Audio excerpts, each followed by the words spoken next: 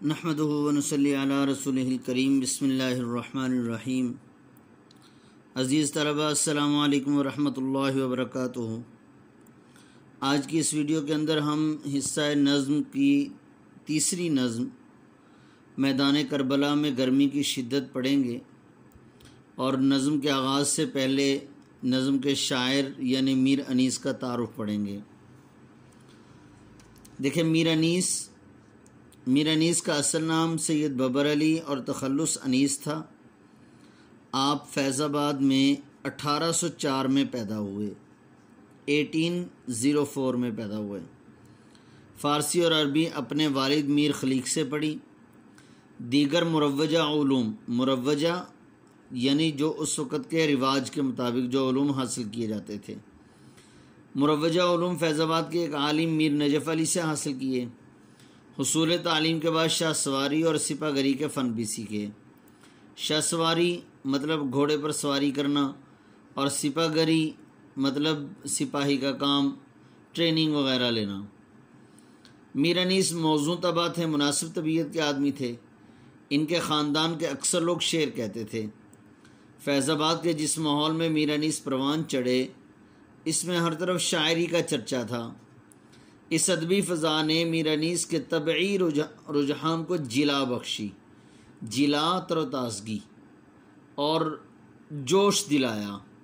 मतलब उनके घर का जो माहौल था, उस माहौल ने मीर अनीस के जिस बात की तरफ यानी शेर व शायरी की तरफ अट्रैक्ट थे, तो उस अट्रैक्ट होने को और ज़्यादा जो है वो ये इन्होंने अपना फोकस उधर कर दिया, यानी अपनी तवज्जो उधर कर दी और वो बचपन ही से शेर कहने लगे।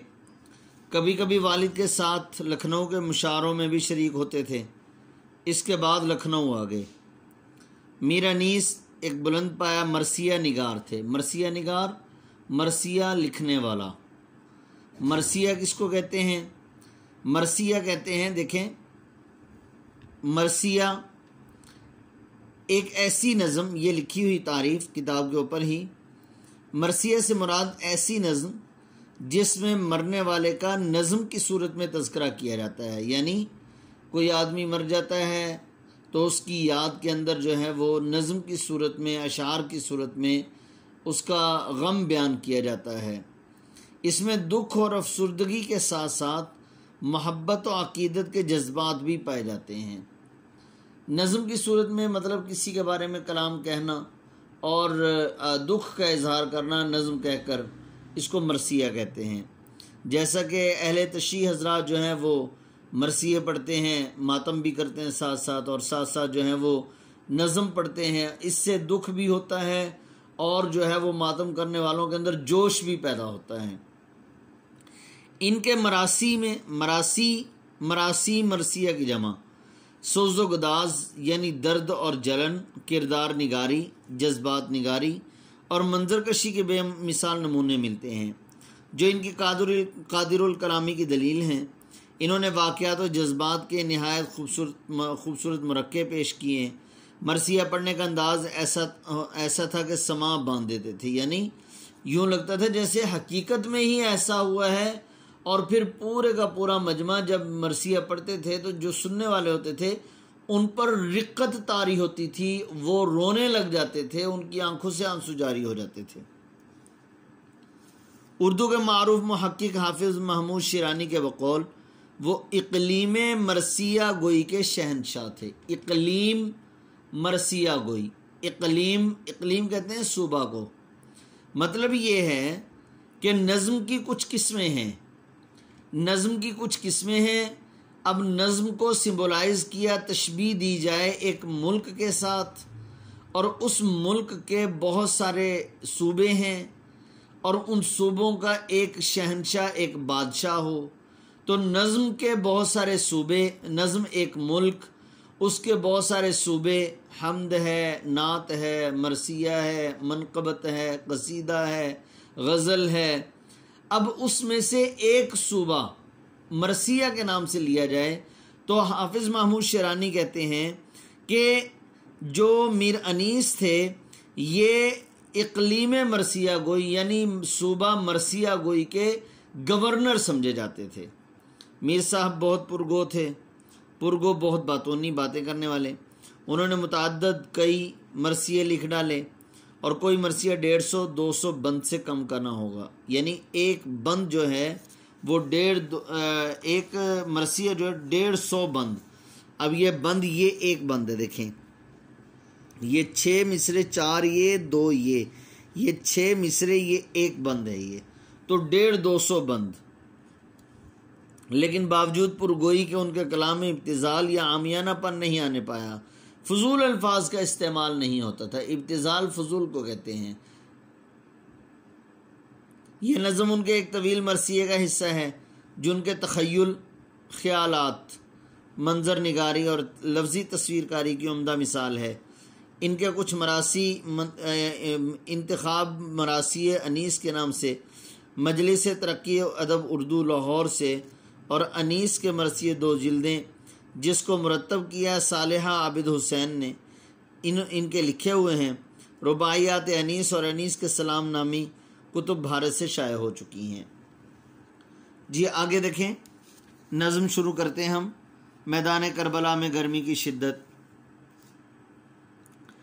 गर्मी का रोज़े जंग की क्यों कर करूं बयां, डर है कि मिसले शम्मा न जलने लगे ज़ुबां। वो लू के अलहज़्र, वो हरारत के अलअमा, रन की ज़मीं तो सुर्ख थी और जर्द आसमां। आब खुन्क को खल्क तरसती थी खाक पर, गोया हवा से आग बरसती थी खाक पर। अजीज़ तलबा, तशरीह शुरू करने से पहले एक बात आपको बताता चलूँ कि मीर अनीस ने इस नज़म के अंदर मुबालगा आराई से भी काम लिया है। तख़य्युल ख़यालात को कहते हैं, और जैसा कि ये देखें लिखा हुआ है, जो इनके तख़य्युल ख़यालात मतलब इमेज करके इन्होंने बात बयान कर दी, और उसके अंदर मुबालगा आराई से मुराद बात को बढ़ा चढ़ा कर पेश करना। इन्होंने बात को बढ़ा चढ़ा कर भी बहुत ज़्यादा पेश किया है। पहले अल्फाज के मानी देखें। रोज़े जंग, जंग का दिन। मिसले शम्मा, शम्मा की तरह, मोमबत्ती की तरह, कैंडल की तरह। वो लू कहते हैं गरम, तेज़ गरम हवा को। अल-हज़्र, अल्लाह बचाए। अल-अमान, अल्लाह अमान में रखे। रन, मैदान जंग को कहते हैं। रन की ज़मीं तो सुर्ख थी, मैदान जंग। जर्द, पीला। आब खुन्क, ठंडा पानी। खल्क, मखलूक। खाक, मट्टी। तशरीह से पहले एक और बात बताता चलूं अजीज़ तलबा, ये एक बंद है। एक बंद के अंदर 3 शेर हैं। एक शेर, 2 शेर, तीसरा शेर। 6 मिसरे हैं। आपको जो तशरीह आएगी वो तशरीह सिर्फ इनमें से कोई एक बंद में से कोई एक शेर उठा कर दे दिया जाएगा, भाई इसकी तशरीह करें। अगर मिसाल के तौर पर पेपर के अंदर 3 शेर इकट्ठे आ जाते हैं, मिसाल के तौर पर, ऐसा होता तो नहीं है लेकिन अगर कभी हो जाए कि 3 शेर एक ही नज़म के इकट्ठे आ जाएं या एक बंद पूरा आ जाए, तो इस सूरत में आपने एक बात का ख्याल रखना है कि हर शेर की तशरीह 1 पेज की होनी चाहिए, यानी 2 मिसरों की तशरीह 1 पेज की होनी चाहिए। ऐसा नहीं करना कि आपने पूरे बंद की तशरीह कर देनी है इकट्ठे, हर शेर की अलग अलग तशरीह होगी।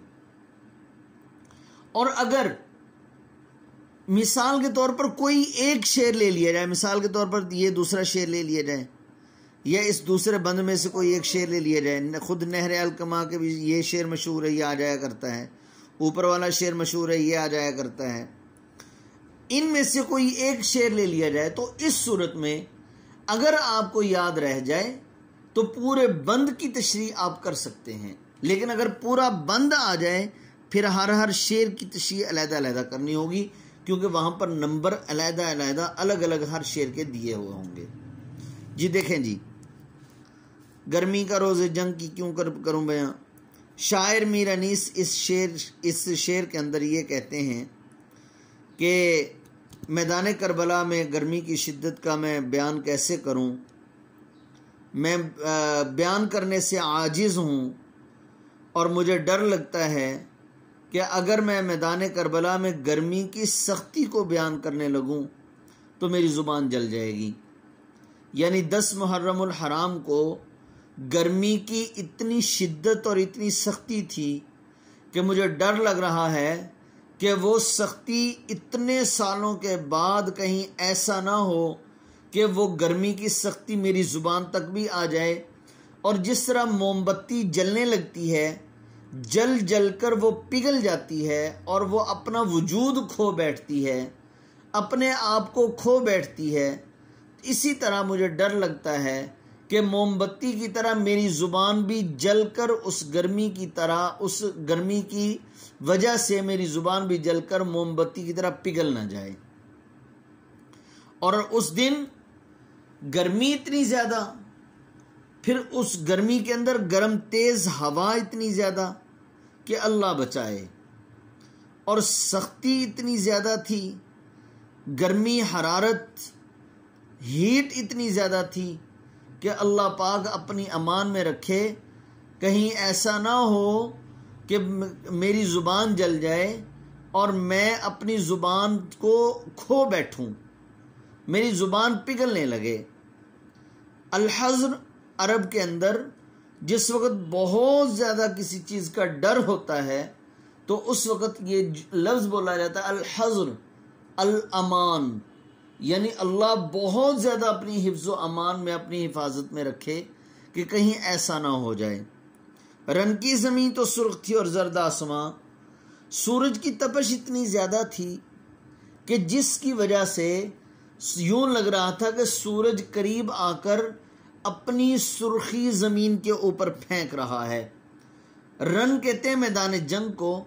मैदान जंग सुर्ख हो चुका था और उसका अक्स, यानी उस ज़मीन की सुर्खी का अक्स आसमान पर भी पड़ गया था, जिसकी वजह से आसमान पीला दिखाई देने लगा था। और जैसा कि हम देखते हैं बाज़ दफ़ा कि जिसको यरकान की बीमारी होती है उसका रंग ज़रा पीला पीला सा होने लगता है, हेपेटाइटिस जिसको हो जाए उसका रंग पीला पीला सा हो जाता है। तो हम जिस तरह इंसानों का रंग पीला हो जाता है, इसी तरह शायर कहते हैं कि यूं लग रहा था जैसा कि आसमान को भी पीला रंग चढ़ गया है और आसमान अपने असली रंग का वजूद खो बैठा है। आबे खुन्क को खल्क तरसती थी खाक पर, गोया हवा से आग बरसती थी खाक पर। और मखलूक का ये आलम था कि जितनी भी मखलूकात वहाँ पर मौजूद थीं, घोड़े थे, इंसान थे, या कोई परिंदा कोई उड़कर कहीं से आ गया, तो शायर कहते हैं कि तमाम की तमाम मखलूक ठंडे पानी को तरस रही थी। क्यों? जब ज़मीन का ये आलम था कि ज़मीन सुर्ख हो चुकी थी, जैसा कि मुसलसल तेज़ आग के अंदर जलाने से, उसके अंदर डालने से, एक चीज़ मुसलसल रखने से आग के अंदर सुर्ख हो जाती है, ऐसी ज़मीन भी सुर्ख हो चुकी थी। तो फिर पानी का क्या आलम होगा? पानी तो खोल रहा होगा, अगले बंद के अंदर तज़किरा करेंगे। तो शायर कहते हैं पानी ठंडा कहीं नहीं मिल रहा था। दुनिया पर, ज़मीन पर जितनी भी मखलूक थी सारी की सारी ठंडे पानी को तरस रही थी। गोया हवा से आग बरसती थी खाक पर, और यूं लग रहा था जैसा कि आसमान से जो हवा चल रही है, मतलब फ़ज़ा जो है, जो लू चल रही थी, ये लू गर्म हवा नहीं बल्कि यूं लग रहा था जैसा कि आग के थपेड़े लग रहे हैं, आग के थपेड़े, गर्म तेज़ हवा, जिसकी वजह से रंग झुलस कर रह गया। तो शायर इस मौका पर अपने जो है वो एक और मौका पर शेर कहते हैं, हर शय है पुरमलाल, बड़ी तेज़ धूप है। साग़र सिद्दीकी का कौल है, हर शय है पुरमलाल, बड़ी तेज़ धूप है, हर लब पे है सवाल, बड़ी तेज़ धूप है। बाकी इंशाल्लाह अगली वीडियो के अंदर।